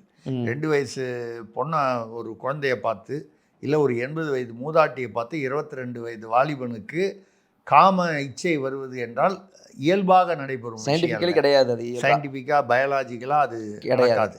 அப்போ அவனுக்கு உள்ளுக்குள்ளே அந்த போதைப் பொருளுடைய டாக்ஸின் அதிகமாகி சூப்பர் ஆக்டிவாக அப்படி நம்ம பேசியிருக்கோம். இப்போ அது தொடர்கிறது. போதைப்பொருள் தடுப்பு பிரிவுன்னு ஒன்று போடுறேன்னாங்க, இது வரைக்கும் ஒன்றும் போடுறதா தெரியல. ஏதோ இன்றைக்கி நாளைக்கு போடுறதா சொல்லியிருக்காங்க. அதுவும் அந்த சிங்கப்பெண் அதிரடி மாதிரி சும்மா ஒரு பேருக்கு ஒன்று போட்டு, அது போட்டதுக்கப்புறம் தான் அதிகமாச்சு. இந்த சூழலில் வந்துச்சு. அது மட்டும் இல்லாமல் அதை கையாண்ட விதம் வேறு. 24 மணி நேரத்தில் பிடிச்சிட்டிங்க. ஒரு அமைச்சரை கேட்டால் அவங்க வந்து சிரிச்சுக்கிட்டே 6 மணி அட்மினிஸ்ட்ரேஷன் மட்டும் இப்போ பேசுங்க, பாலிடிக்ஸ் 6 மணிக்கு மேலே பேசலாம். எதை கேட்குறாங்க? இந்த சூலூர் சிறுமி பற்றி பேசுறது அரசியலா? அது அட்மினிஸ்ட்ரேஷன் கிடையாது. அப்போது அட்மினிஸ்ட்ரேஷன் வேணாம், பாலிடிக்ஸ் வேணாம். அது தமிழ்நாட்டுடைய அதாவது அவலம், மக்களுக்கான நிர்வாகம். இதை தாண்டி வேற என்ன administration? Law and order administration, crime அட்மினிஸ்ட்ரேஷனை தவிர வேற என்ன பெரிய அட்மினிஸ்ட்ரேஷன்? இந்த ஃபைலில் கையெழுத்து போகிறதா அப்படின்னு அந்தமா பேசுகிறாங்க. கேட்டால் இயல்பாக சிரிச்சதை பண்ணிட்டாங்கன்னாங்க. அப்புறம் அந்த போலீஸ் அதிகாரி, பெண் அதிகாரி, நான் கூட அவங்க பேர் வந்து கே பவானீஸ்வரின்னு வேற எவ்வளோ தப்பாக சொல்லிட்டேன். கடைசியில் பார்த்தா அவங்க ஐஜி ரம்யா பாரதி, அவங்க உட்காந்து சிரிச்சிட்டு இருக்காங்க. அதில் சொல்கிறாங்க, பத்திரிகையாளர் மேலே தப்பு, உள்ளே வந்து கேமராவை வந்து சைலண்ட்டாக வச்சுட்டு போயிட்டாங்க கூட்டம் ஆரம்பிக்கிறதுக்கு முன்னால். கரெக்டு. கூட்டத்துக்கு வந்து உட்கார்ந்ததுக்கப்புறம் அதான் நான் கூட சொல்லுது, ஒரு எவ்வளோ ஒரு மோசமான சமாச்சாரம். அந்த 10 வயது சிறுமி, அதுவும் முகத்தெல்லாம் செதைச்சி எல்லாம் பண்ணியிருக்காங்க. ஒரு துக்ககரமான விஷயம். அந்த துக்ககரமான விஷயத்தில் வந்து நீங்கள் வந்து உள்ளுக்குள்ளே நீங்கள் ஐஜியுடைய அறைக்குள்ளேயோ இல்லை அவங்களுடைய மீட்டிங் ரூம்குள்ளேயோ அவங்க சிரித்து பேசியிருந்தா கூட அவங்களும் மனிதர்கள் தானே, தினம் இதே அவங்க இதே கேஸை பார்த்துக்கிட்டு இருக்காங்க. இப்போது ஒரு ஒரு ஒரு ஒரு பேஷண்ட் வந்து ஒரு இதில் ஒரு மரணம் அடைஞ்சிடறாரு, உயிரிழந்துடுறாரு. அந்த குடும்பத்துக்கு அது ஒரு பெரிய வாழ்நாள் துக்கம். அந்த டாக்டருக்கு அது ஒரு கேஸு. ஆனால் அதே சமயம் உங்கள் சொந்தக்காரர், உங்கள் அப்பா இறந்துட்டார் சிரிச்சிட்டு சொன்னால் டாக்டரை டின்னு கட்டுவாங்களா? மாட்டாங்க. கண்டிப்பாக. அவருக்கு வருத்தம். இடம்பொருள் ஏவல் சூழ்நிலை கருதி பேசணும் அந்த இடத்துக்கு தகுந்த மாதிரி. அது அவங்களுக்கு தெரியல. இது மாதிரி கையாளும் விதத்தில். அது மட்டும் இல்லாமல் தாவேகாவுடைய ஐடி விங்லேருந்து என்ன பண்ணிட்டாங்க, அந்த பெண்ணுடைய அம்மா வந்து குடிப்பழக்கம். இவன் என்னமா இன்வெஸ்டிகேஷன் ஆஃபீஸர் மாதிரி எடுத்து என்ன செய்யறது இல்லை. நான் என்ன சொல்கிறேன், அவங்க அம்மா குடிப்பழக்கம், அது உண்மையாக பொய்யா நமக்கு தெரியாது. உண்மையாக இருக்குன்னு 1% வச்சுக்கிட்டா கூட அதுக்கும் இந்த குற்றத்துக்கு என்ன சம்மந்தம்? இந்த குற்றம் வாசலில் விளையாடிக்கிட்டு இருந்த 10 வயசு பொண்ணை கூப்பிட்டு போய் பாலியல் வன்முறை செய்து முகத்தை சிதைத்து கோரமாக கொடுமையாக கொண்டிருக்கிறார். இதுதான் அங்கே உள்ள குற்றம். அதற்கான பண்ணுங்க. நீங்கள் தர்மமுனீஸ்வரன் விளாத்திக்குளத்தில் பண்ண மாதிரி 2 மாதத்துக்குள்ளே சார்ஜ் ஷீட்டை போட்டு அந்த குற்றவாளிக்கு உரிய தண்டனை, மரண தண்டனையோ என்ன தண்டனையோ. நீங்கள் என்னத்தை தண்டனை கொடுக்க போகிறீங்க? விசிகாலேருந்து நீங்கள் எடுத்திருக்கிற வன்னியரசு அவர்கள் அமைச்சராக்கியிருக்கிறவர் 1998 ஒரு இரட்டை கொலை குற்றத்தில் அவருக்கு வந்து ஆயுள் தண்டனை கொடுத்தாங்க. 99 அவர் வந்து அதுக்கு மேல்முறையீடு போகிறார். இப்போ என்ன வருஷம்? 2006. எவ்வளோ வருஷம் ஆச்சு? 26 வருஷம் 27 வருஷம் ஆச்சு. இது வரைக்கும் அந்த மேல்முறையீடு முடிவாகலை. இந்த மேல்முறையீட்டில் போய் ஒரு இடைக்கால தடை அந்த சிறைக்கு போகாமல் இருக்கிறது தடுத்திருக்காரு, தடை வாங்கி. 26 வருடங்களாக அந்த மேல்முறையீடு வழக்கு விசாரித்து முடிக்கப்படவில்லை. அவர் இப்போ அமைச்சர். சரி, மரிய வில்சன் நிதித்துறை அமைச்சர். முன்னால் கூட திமுகவில் கூட நிதித்துறையில் போடும்போது அப்படி சொல்கிறதுனால திமுக ஆட்சி வந்து ஆகா அப்போது விமர்சனம் பண்ணார், இப்போ ஏற்றுக்கிறாரு. நம்ம பல விமர்சனங்களை சொன்னவே திமுக ஆட்சியில் ஒன்று ரெண்டு நல்லது இருந்தால் அதையும் சொல்லுதான், நல்லதையும் சுட்டி காட்டி தானே வந்துக்கிட்டு. அது மட்டும் இல்லை, 10 விமர்சனங்கள் சொல்லும்போது 1 2 நல்லது இருந்தால் அதையும் சொன்னாதான் அதுதான் வந்து காலை உணவு திட்டம் கொண்டு போது நம்ம வரவேற்தான். முதல்ல அவர் கொண்டு வர அனைத்து திட்டங்களும் வரவேற்று, நல்ல திட்டங்கள் எல்லாம் வரவேற்தான். தேவையில்லாத திட்டங்கள் எங்கள் இடத்துல வரும்போது விமர்சனம் பண்ணணும், அதை பண்ணணும். இப்போ பிடிஆர் பழனிவேல்ராஜனை வந்து நிதியமைச்சர் ஆகினார். ஆமாம், அவர் வந்து நிதித்துறையில் நிபுணர், வெளிநாடுகளெல்லாம் பெரிய பெரிய கார்பரேட்டில் இருந்திருக்கிறவர். சரியான பதவி கொடுத்தார்கள். அதுக்கப்புறம் அவர் ஏதோ ஒரு ஆடியோ பேச போக அதில் சிக்கலாகி அப்புறம் ஓரப்பட்ட ரைட்டு. மரிய வில்சன் அப்படிப்பட்டவரம் கேட்டால் அவர் பேரில் 9 கொலை முயற்சி, வீடு பூந்து அடித்தது, இந்த மாதிரி கிரிமினல் வழக்கு, கொடுங்குற்றங்கள். அவர் ஜேபிஆர் குழுமத்துடைய மருமகன். ஜேபிஆர் குழுமத்தில் மருமகன்கிறது அது தனி, அது வேறு விஷயம். அவர் என்ன நிதித்துறையில் நிபுணரா? இதற்கு பதிலாக உங்கள் கட்சியிலேயே இருக்கிற எம்எல்ஏலேயே கொஞ்சம் ஃபைனான்ஸ் நிதித்துறை பற்றி அறிஞ்சவர், படித்தவர், பழக்கம் உள்ளவர் யாரையாவது போடலாமே. நம்ம வந்து இருக்கிற எம்எல்ஏக்குள்ளே தான் நீங்கள் அமைச்சர் போடணும். இப்போது இந்தோனேஷியாலெல்லாம் நான் அங்கே இருந்ததுனால சொல்கிறேன், அங்கே கௌரவ ஆலோசகர்லாம் இருந்திருக்கேன். அங்கே வந்து பார்த்தீங்கன்னா இப்போ நம்ம பாராளுமன்ற அமைச்சராக தான் மத்தியில் வந்து பாராளுமன்றத்தில் எம்பி ஆனால் தான் அமைச்சராக முடியும், இங்கே எம்எல்ஏ ஆனால் தான் அமைச்சராக முடியும் மாநிலங்களில். அங்கே பார்த்தீங்கன்னா அது தேர்தலில் ஜெயிச்சு ஜனாதிபதி அமைக்கிறது தான். அதுக்கப்புறம் அமைச்சர்கள் அவங்க பாராளுமன்ற உறுப்பினர்களாகவும் இருக்கலாம், இல்லாமலும் இருக்கலாம். என்ன பண்ணுவாங்கன்னா நிதித்துறைக்கு IMFல வேலை பார்த்தவங்க, ஒரு உயர் அதிகாரியாக இருந்தவங்க, இல்லை ஒரு நிதித்துறையில் வந்து ஒரு பேராசிரியர், இவங்கள உடனே அமைச்சராக போடுவாங்க. அவங்க பாராளுமன்றம் தேர்தலில் ஜெயிக்கணும் அதெல்லாம் ஒன்றுமே கிடையாது. நியமன அமைச்சர் 3 வருஷமோ 5 வருஷமோ முடிச்சுட்டு, எனக்கு தெரியும் ஒரு நிதியமைச்சர் இருந்தார், அவர் ஏதோ பேராசிரியர் பல்கலைக்கழகத்தில் அமைச்சராக போட்டாங்க. 5 வருஷம் முடிஞ்சுது. அடுத்த டேர்மில் அவரை போடலை, என்ன காரணத்தினாலேயே போடல, இல்லை அவருக்கு விருப்பம் இல்லை. அதுக்கப்புறம் பார்த்தா மறுபடியும் மோட்டார் சைக்கிள் எடுத்துகிட்டு அவர் வந்து திருப்பி அந்த பல்கலைக்கழகத்தில் போய் கேட்டார், திருப்பி சேர்த்துக்கிட்டாங்க. திருப்பியும் போய் அவர் போய் பேராசிரியர் ஆகிட்டார். இது தமிழ்நாட்டில் இந்தியாவில் எங்கேயாவது நடக்குமா? ஒரு தடவை கவுன்சிலர் ஆகிட்டா அவன் வாழ்க்கை பூரா முன்னாள் கவுன்சிலர்னு சொல்லிட்டு, இது நம்மளுடைய ஏதோ சொல்கிற மாதிரி சிஸ்டத்தையே மாற்ற வேண்டிய ஒரு சூழ்நிலை. Okay sir.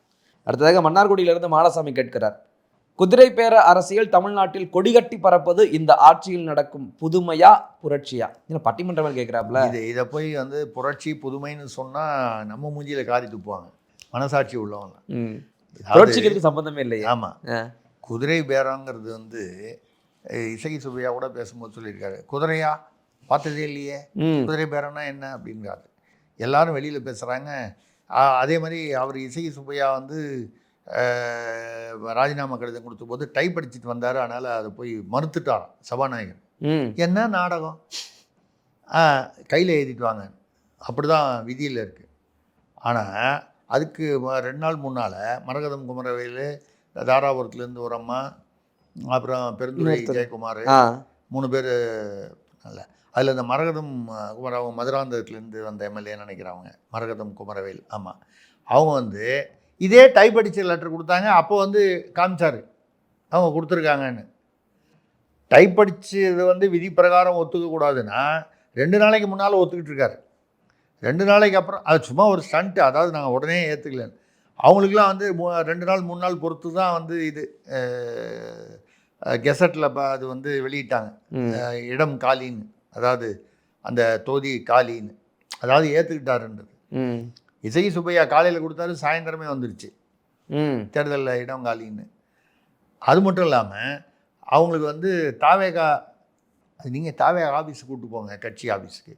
அவங்களுக்கு சால்வையை போடுங்க, அவங்களுக்கு கையில் அட்டையை கொடுங்க. இங்கே அவங்க ராஜினாமா பண்ணிட்டு வெளியில் வந்தவொடனே சட்டமன்ற வளாகத்திலேயே வச்சு அவங்களுக்கு தாவே அட்டை ரெடியாக லேமினேட் பண்ண கார்டு எப்படி வரும்? இப்போ தானே கொண்டு வந்து கொடுத்தாங்க லெட்ரு. இன்னும் அது ஏற்கப்பட்டதா இல்லையான்னு அவர் முடிவு கூட சொல்லலையே. அதுக்குள்ளே எப்படி கார்டு லேமினேட் பண்ணி ரெடி பண்ணீங்க? அப்போ இதெல்லாம் குதிரை பேரங்கிறது தெரியுது இல்லையா? இப்போது 1 3 4 பேர் வந்துட்டாங்க. ஆமாம், ஒரு 5 ஏற்கனவே விஜய் அவர்கள் திருச்சி கிழக்கில் ராஜினாமா பண்ணதுனால 5 இன்னும் வந்து அந்த பக்கம் 25 இருந்தது. வேலுமணி அவர் இப்போ ஒரு சிவி சண்முகம் குழுமத்தில் 4 போயிடுச்சு. அதில் முதல்ல நம்ம பேசணும் 30 பேரோட அவர் வந்து அநேகமாக மாறுவார் போல இருக்குன்னு.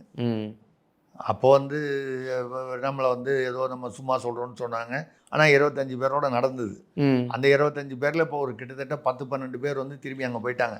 மூத்தவர்கள் நத்தம் விஸ்வநாதன், அப்புறம் இவர் பாலகிருஷ்ணன் ரெட்டி, முன்னாள் அமைச்சர்கள், இவங்கெல்லாம் உட்பட அவங்கெல்லாம் திரும்பி போயிட்டு தங்கமணியே போயிட்டார்.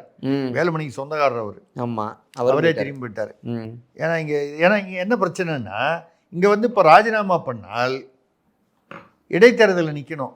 இடைத்தேர்தலில் இவங்களுக்கு சீட்டு கொடுக்கணும். ஒரு கால் கொடுக்காம விட்டாலும் வம்பு, கொடுத்தாலும் ஜெயிக்கணும். யார் அங்கே வேலை பார்க்கணும்? உங்களுக்கு தாவே காட்கு. அவங்க தான் ஏற்கனவே உங்கள்கிட்ட தோற்றுருப்பார். இப்போ வேலுமணி போய் நிற்கிறாருன்னா அவர் தொண்டாமுத்தூரில், இப்போ அவர் தோக்கடித்த தாவேகா வேட்பாளர் தான் அங்கே நிர்வாகியாக இருப்பார். அவர் தான் இவருக்கு வேலை பார்க்கணும். அதை எப்படி வேலை பார்ப்பார் அவர்? சரி, இதெல்லாம் தாண்டி வந்ததுக்கப்புறம் இப்போ 35 பேர் தான் மேக்சிமம், அதிகபட்சம் 35 மந்திரிகள் தான் தமிழ்நாட்டில் அமைச்சர். 234க்கு 35 நிறைவு செஞ்சிட்டாங்க. இப்போ இதில் வேலுமணி வராரு, ஒரு உதாரணமாக சொல்கிறோம்.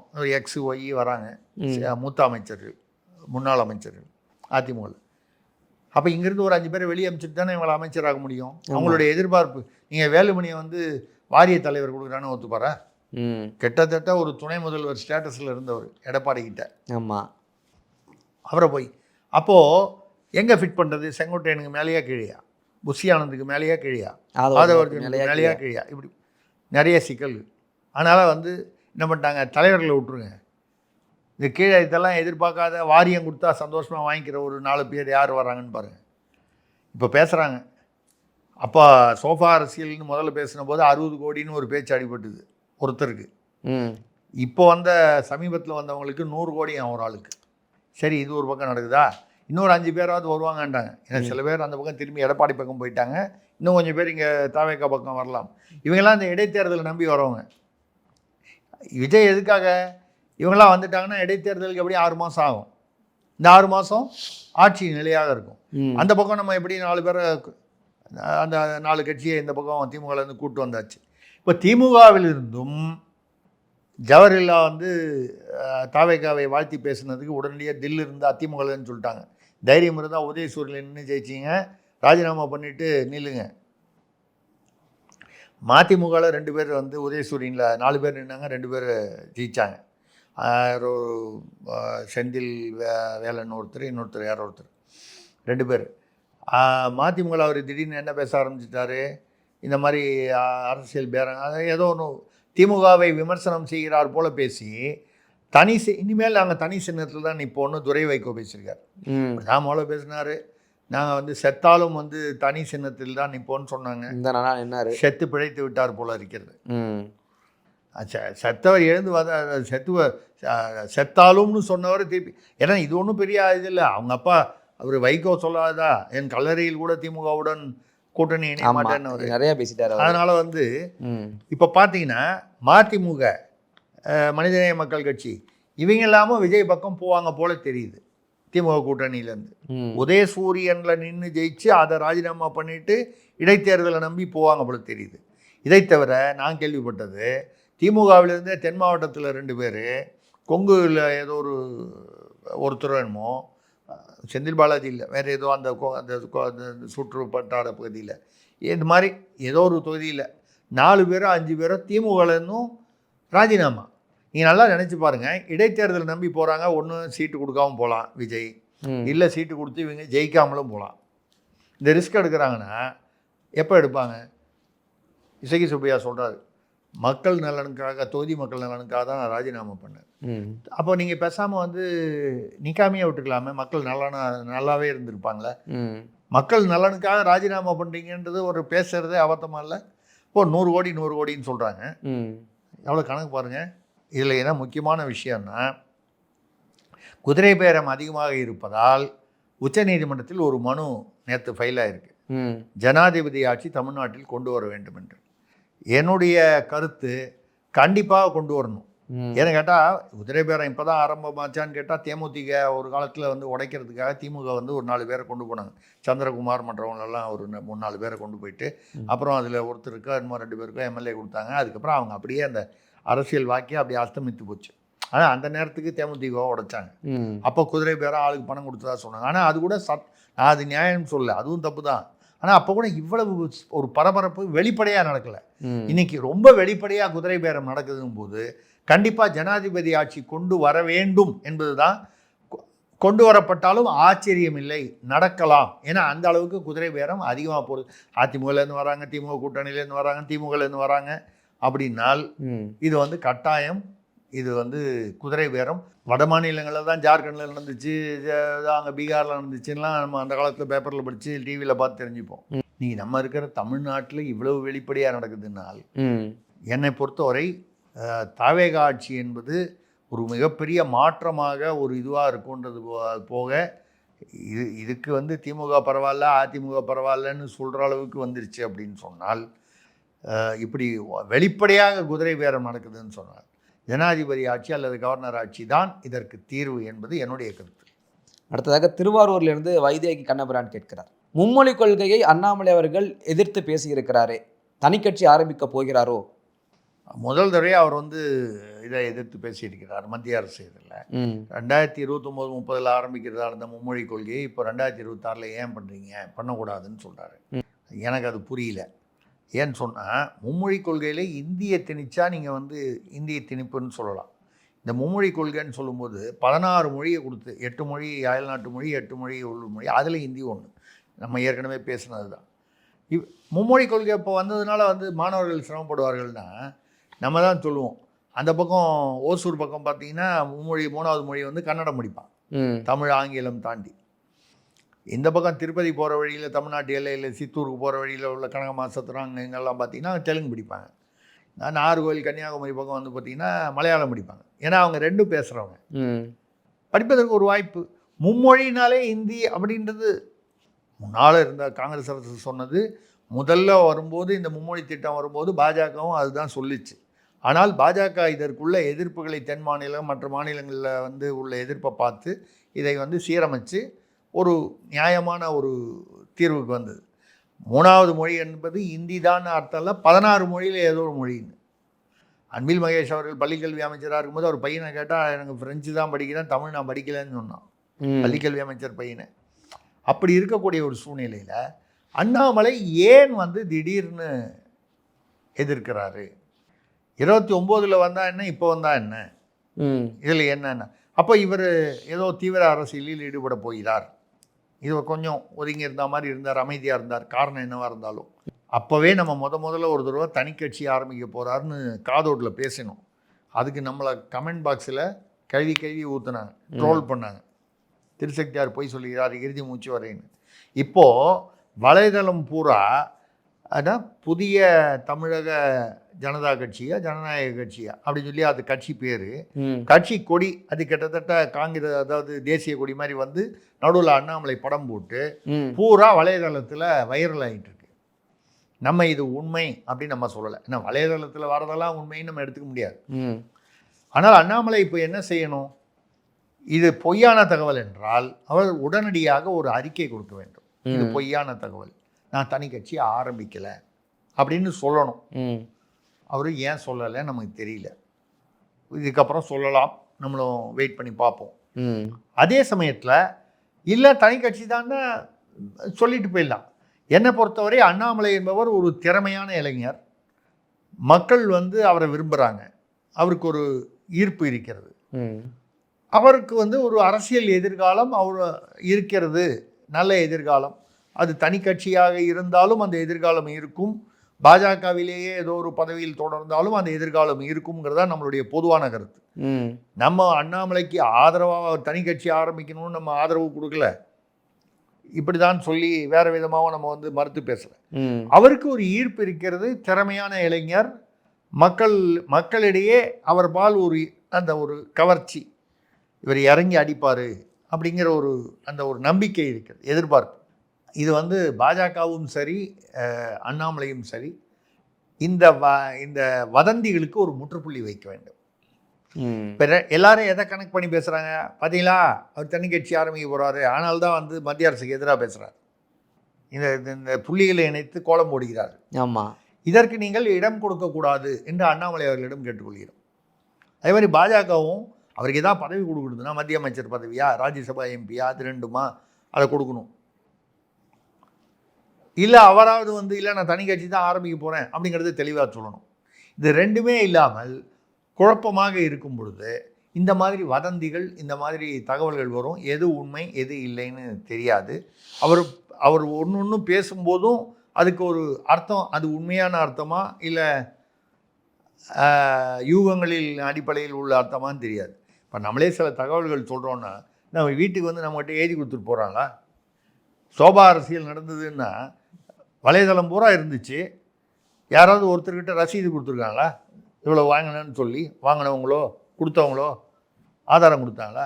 ஆதாரம் வச்சுக்கிட்டு தான் மீடியாவில் பேசணுன்னா என்னைக்கு பேசுறது? எந்த அரசியல்வாதி வந்து ஆதாரத்தோடு ஒரு தப்பு செய்ய போகிறாரு?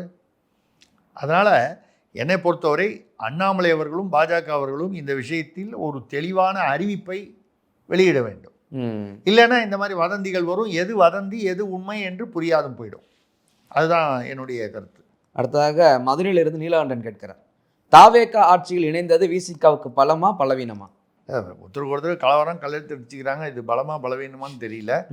ஆனால் விசிகாவிலிருந்து பல நிர்வாகிகள், அவர் பனையூர் பாலாஜி தானே ரிசைன்மெண்ட் திமுக போகிறாரு, அவர் பனையூர் பாபு, அவர் தான் அவருடைய வெளிச்சம் டிவியுடைய சிஇஓவாக இருந்தார். அதுக்கப்புறம் பார்த்தீங்கன்னா ஆளூர் ஷானவாசு அவருடைய லெட்டர்லேருந்து விசிகாண்டதை எடுத்துகிட்டு சோஷியல் ஆக்டிவிஸ்ட்னு போட்டுக்கிட்டாரு. அப்படின்னா இங்கே கண்டினியூ பண்ண போகிறது இல்லைன்னு அர்த்தம். அவர் எஸ்எஸ் பாலாஜி வன்னியர், அவரும் அநேகமாக திமுக போவார், இல்லை அது கட்சியை விட்டு விலகுவார், திமுக போகலாம்னு சொல்கிறாங்க. இப்படி பல நிர்வாகிகள் வந்து ஒன்று திமுக பக்கம் போகிறாங்க, இல்லை தாவேகா பக்கம் போகிறாங்க. நிறைய பேர் தாவேகால எதிர்காலம் இருக்குன்னு நினச்சி இப்போது மற்ற கட்சியிலேருந்து போகிற மாதிரி அங்கேயும் போகிறாங்க. நிர்வாகிகளே போகிறாங்கன்னா தொண்டர்களும் போவாங்க. இப்போ அவர் கட்சியை இப்போ இது ஏன்னா நிறைய பேர் வந்து இந்த கொள்கை மாறி அவர் திடீரென்று இந்த பதவிக்காக போனது ஏற்றுக்காதவங்க நிறைய பேர் இருக்காங்க. அப்படி பார்க்க போனால் இது வந்து ஒரு பலவீனம். ஆனால் முதல் முறையாக அதிகாரத்தில் பங்கு பெற்ற வன்னியரசு பெற்றிருக்கிறார், திருமாவளவன் பெற்றிருக்கிறார். ஆனால் ரெண்டுத்துக்கும் வித்தியாசம் இருக்குது. கண்டிப்பாக அங்கே உள்ள விசிகாவுடைய உள்கட்ட அரசியலை நீங்கள் உற்று நோக்கினால் வன்னியரசு பெற்றது என்பது திருமாவளவனுக்கு வெற்றியா என்றால் அதுவே வந்து ஒரு பட்டிமன்றத்துக்கு உண்டான சப்ஜெக்ட். அது வெற்றி, அது முன்னேற்றமா முன்னடைவா பின்னடைவா அப்படின்னு கேட்டால் அதுலேயே நிறைய விவரங்கள் இருக்குது. ஏன்னா உள்ள ஏற்கனவே வன்னியரசு அவர்கள் திமுக தலைமைக்கு மிக நெருக்கமாக இருந்தவர் திருமாவளவனை விட. அவர் இப்பொழுது இங்கே அவரே அப்படி மாறிட்டார். அது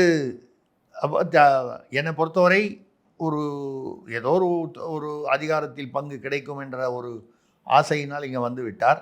இதனால் இயக்கம் வளருமா என்றால் பொறுத்திருந்து தான் பார்க்க வேண்டும். பலமா பலவீனமான இன்னைக்கு பலவீனம் தான். பலம் போல தெரிந்தாலும் இந்த தமிழ்நாட்டில் எல்லாமே பிம்ப அரசியல் தானே, அரசியலே பிம்பம் தானே இங்கே.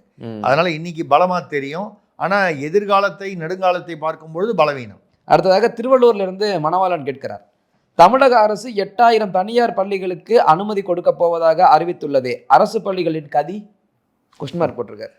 அரசியல் பள்ளிகள் கட்சி கதி அம்போ தான். ஏங்க எதுக்கு 8000? எனக்கு புரியல.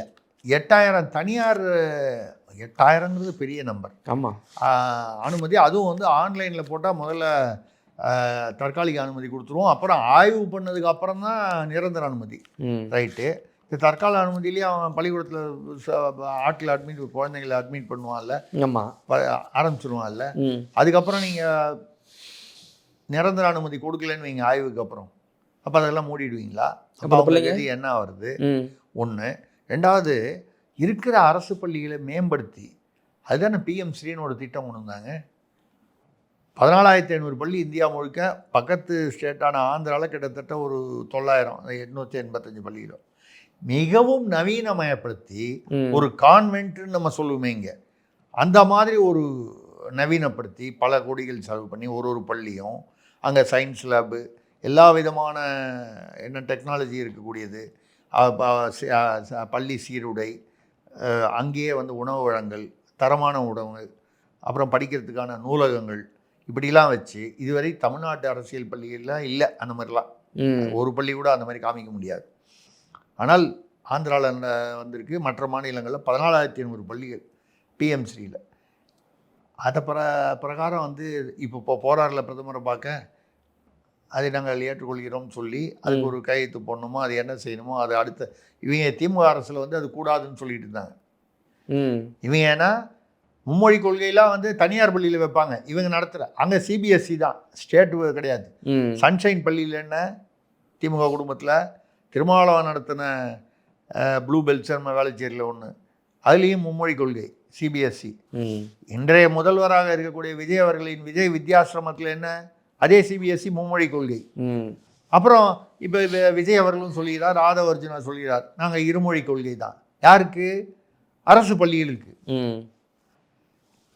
மத்திய அரசே செலவு பண்ணி நவீனப்படுத்தி மும்மொழி கொள்கை தான், இல்லைன்னு சொல்லலை. ஆனால் அதில் ஹிந்தி கட்டாயம் இல்லைல்ல, அப்புறம் ஏன் கவலைப்படுறீங்க? ஹிந்தியை படிக்காதீங்க, வேணான்னா படிக்காது, வேணும்னா படிச்சுட்டு போங்க, வேண்டான்னா.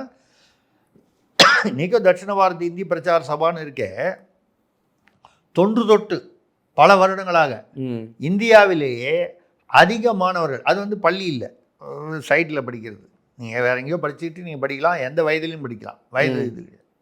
இந்தியாவிலேயே மிக அதிகமான மாணவர்கள் தட்சிண பாரத் இந்தி பிரச்சார சபா மூலமாக இந்தி கற்றுக்கொண்டு பரீட்சை எழுதும் மாநிலம் தமிழ்நாடு. அப்போ என்ன அர்த்தம்? இங்கே இருக்கிற மாணவர்களுக்கு, பொதுமக்களுக்கு இந்தி படிக்கணுங்கிற ஆர்வம் இருக்குது. நான் இந்தியை திணிக்கணுங்கிற அர்த்தம் சொல்ல. அவன் ஏன் படிக்கிறான்னா, வேலை இங்கே கிடைக்கலன்னா வேறு மாநிலத்தில் கிடைக்கும், அவ்வளோதான். வேலை வாய்ப்புக்கு ஒரு ஒரு கூடுதல் வாய்ப்பு கிடைக்குதுன்னு. நீங்கள் உங்கள் பள்ளிக்கூடத்துலலாம் மும்மொழி திட்டம், சிபிஎஸ்சி, ஏன் ஸ்டேட் போர்டு மேலே நம்பிக்கை இல்லையா? இப்போ இந்த பிஎம்ஸ்ரீ வைக்கலாமே. புதுசாக 8,000 அனுமதி என்னன்னு கேட்டிங்கன்னா, இந்த 8,000மும் தாவேகா நிர்வாகிகள், அவங்க தாவேகா ஆட்களுக்கு வரும். அதுவும் நீங்கள் வந்து ஆன்லைனில் அப்ளிகேஷன்லேயே ஆய்வு இல்லாமலேயே நீங்கள் அனுமதி கொடுத்தீங்கன்னா, ஆய்வுகள் நடக்கும்போதே அரசு பள்ளிகள்லாம் எப்படி இருக்குது, எந்த தனியார் பள்ளியாக இருந்தாலும் அரசு பள்ளியாக இருந்தாலும் எப்படி இருக்கு, நீங்கள் ஆய்வு இல்லாமையே முழுமை பெறாமலேயே கொடுத்தீர்களானால் கல்வியின் தரம் என்ன ஆகும், இன்னும் மேலும் மேலும் மோசமாகும் என்று வருத்தத்தோடு தெரிவித்துக் கொள்கிறேன். ஓகே சார், கேள்விகள் எல்லாம் முடிந்தது. இன்றைய நாள் காதோடு சுருக்கமாக முடிச்சிடுவோம். பக்கத்து மாநிலமான கேரளாவில் ஒரு பினராயி விஜயன் முதல்வராக 2 முறை இருந்து இப்போது தோத்துட்டார், ஆட்சியை இழந்துட்டார். அங்கே யூடிஏ காங்கிரஸ் தலைமையிலான ஆட்சி, சதீஷன் முதலமைச்சர் ஆகிட்டார். இது முடிஞ்சவொடனே அவர் பேரில் ஏற்கனவே வழக்குகள்லாம் இருக்குது. ஆமாம், ஊழல், அவங்க பொண்ணு வீட்டில் கூட ரெய்டு நடந்ததா? அதுதான் இடி ரெய்டு நேற்று நடந்திருக்கு. நேற்று முந்தானத்து அவர் வீட்டில் இடி நடந்திருக்கு. என்ன சொல்கிறாங்கன்னா, முதல்வர் ஸ்டாலின் அவர்களுடைய குடும்பத்திலும் இந்த ரெய்டு நடக்க இருக்கிறது தமிழ்நாட்டில். அதே மாதிரி முன்னாள் 13 அமைச்சர்கள், கே நேரு, செந்தில் பாலாஜி, இது ஒரு அனிதா ராதாகிருஷ்ணன், நிறைய பேர் லிஸ்ட் இருக்குது. இவங்க பேர்களான இந்த நடவடிக்கைகள் இப்பொழுது இன்னும் கூடும். இப்போது பல நேயர்கள் வந்து கமெண்ட்டில் கேட்பாங்க, இப்படி தாயா நீங்களும் வந்து சொல்லிட்டு இருக்கீங்க, அந்த காலத்துலேருந்து ஒன்றுமே நடக்கலைன்னு. ஆனால் கேரளாவில் இப்பொழுது நடந்திருக்கிறது என்று வரும்பொழுது நமக்கு வந்து ஓரளவுக்கு நம்பிக்கை தொழிற்கிறது. தமிழ்நாட்டில் நம்ம வந்து இவங்க பேரில் எடுக்கணும்னு சொல்லலை. குற்றம் செய்திருந்தால் அவர்கள் மீது முறையான நடவடிக்கை எடுக்கப்பட வேண்டும் என்பதுதான் நம்மளுது. நிரபராதி என்றால் நிரூபிச்சுட்டு போட்டோமே. அந்த அளவில் முதல்வர் குடும்பத்திலேயே ரெய்டு நடப்பதற்கான வாய்ப்புகள் தமிழ்நாட்டில் முன்னாள் முதல்வர் அப்படின்னு சொல்லி ஒரு செய்தி அடிபடுது. அது எவ்வளவு தூரம் இயல்புல நடைமுறையில் வந்து சாத்தியமாகிறது என்பதை பொறுத்திருந்து பார்ப்போம். ஓகே சார், காதோடு மரமே மக்களின் கேள்விகளுக்கான பதிலும் மரமே. அடுத்த ஒரு நேர்காணலில் சந்திப்போம் சார். நன்றி. நன்றி, வணக்கம்.